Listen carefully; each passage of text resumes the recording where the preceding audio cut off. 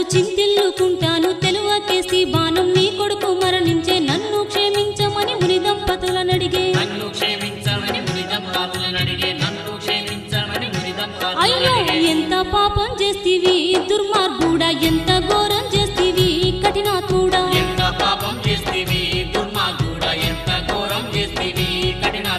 మాకు దూరం చేతివా మా కొడుకును నీళ్ళు మిగిలిత్తివా మాకైతేను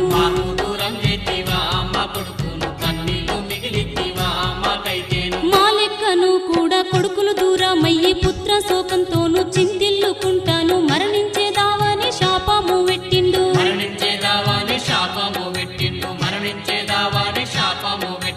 అప్పుడు దశరథుడు బాధతోని ఇంటికి చేరిండమ్మో